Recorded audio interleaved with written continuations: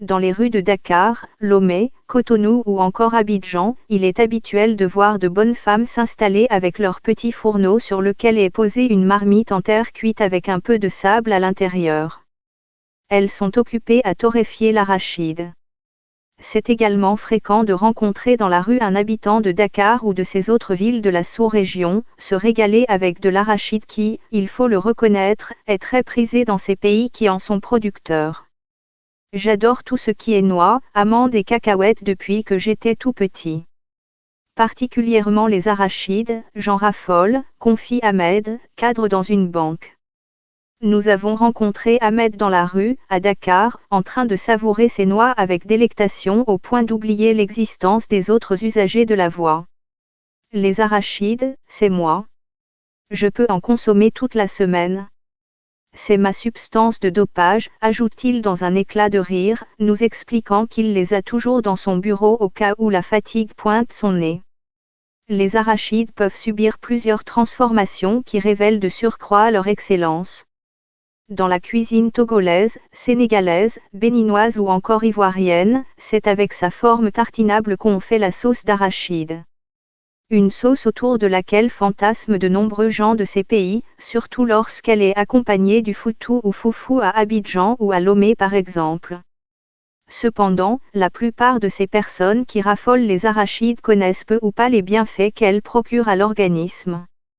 Beaucoup en consomment par pur plaisir. L'origine de l'arachide a été longtemps discutée entre chercheurs. Pour certains, cette légumineuse vient de l'Amérique du Sud et de l'Asie. D'autres affirment qu'elle est originaire de l'Amérique du Sud seulement. Mais, c'est cette dernière origine qui est unanimement reconnue aujourd'hui entre les chercheurs. L'arachide vient donc de l'Amérique du Sud. Bien que se présentant sous la forme d'une noix, les chercheurs affirment que l'arachide est une légumineuse très populaire à travers le monde. C'est d'ailleurs une excellente source de protéines végétales. L'arachide est une graine oléagineuse qui contient beaucoup de macro et de micronutriments. Elle est riche en lipides, 49 grammes, protéines, 26 grammes, glucides, 16 grammes. Il y a également des fibres et du sucre dans l'arachide. Ces matières grasses et ces protéines sont de haute qualité. L'arachine et la conarachine sont les protéines les plus abondantes dans l'arachide, selon le spécialiste en hygiène et qualité alimentaire, Mathieu Konou-Tobossi qui est par ailleurs directeur du cabinet diétothérapie NFS Togo. L'arachide contient aussi des vitamines et des sels minéraux dont la biotine, les cuivres, la vitamine B1, B3, B9, la vitamine E, le manganèse, le phosphore, le magnésium et particulièrement l'oxyde nitrique. Il existe également les composés végétaux ou bioactifs dans l'arachide. La plupart des antioxydants se trouvent dans la peau de l'arachide, confie le spécialiste. Il précise qu'il y a le polyphénol dans l'acide pécumarique contenu dans la peau de cette amande. On y trouve aussi le resveratrol, les isoflavones, les phytostérols. Tous ces éléments contenus dans l'arachide fait d'elle une légumineuse très recommandée pour conserver une bonne santé. La forte teneur en lipides de l'arachide fait qu'elle fournit beaucoup d'énergie lorsqu'on la consomme. La présence des vitamines comme la biotine dans l'arachide est une bonne nouvelle pour les femmes enceintes qui peuvent en manger. L'acide folique et la vitamine B9 dans l'arachide sont aussi conseillés pendant la grossesse. La carence en cuivre peut avoir des effets néfastes sur la santé cardiovasculaire. L'arachide en possède suffisamment. De même que la vitamine B3 qui intervient dans la réduction du risque des maladies cardiaques. La vitamine E présente dans cette amande lui donne sa fonction d'anti-âge. La vitamine B1 de l'arachide permet de convertir les glucides en énergie, très essentielle pour le cœur, les muscles et le système nerveux. La consommation de l'arachide aide à la croissance des os et des tissus grâce à la présence des phosphores et du magnésium.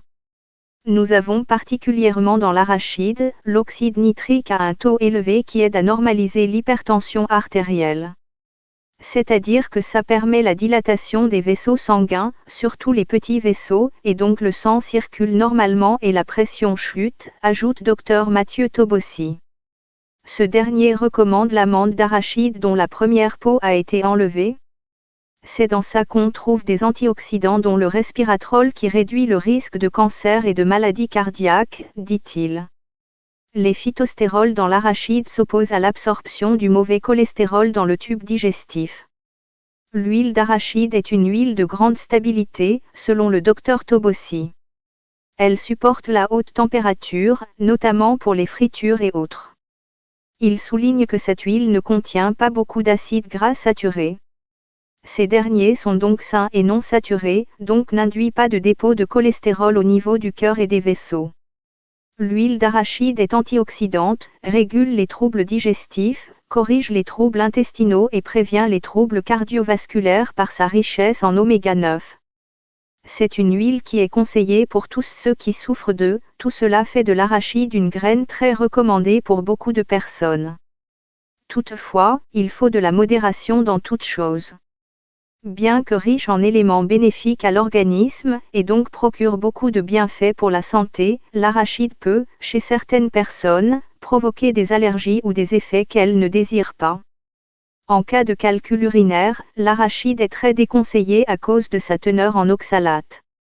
En règle générale, la consommation de l'arachide peut provoquer la contamination par l'aflatoxine, surtout lorsque l'arachide est mal conservé, la contamination par l'acide phytique et les réactions allergiques. Les réactions allergiques peuvent être graves, selon le spécialiste en diététique.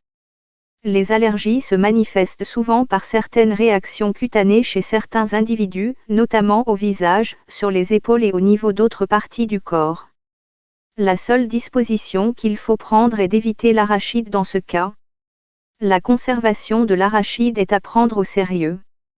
Sinon, on peut avoir des moisissures qui sont à l'origine de l'aflatoxine qui peut empoisonner le consommateur, dit le Dr Tobosi, avant de préciser cette moisissure provoque une insuffisance hépatique et un cancer de foie. L'acide phytique est un antinutriment qui se trouve dans la plupart des graines comestibles, à l'instar de l'arachide. Lorsque son taux est élevé, il y a une réduction de la biodisponibilité du fer et du zinc qui sont très importants pour le tube digestif.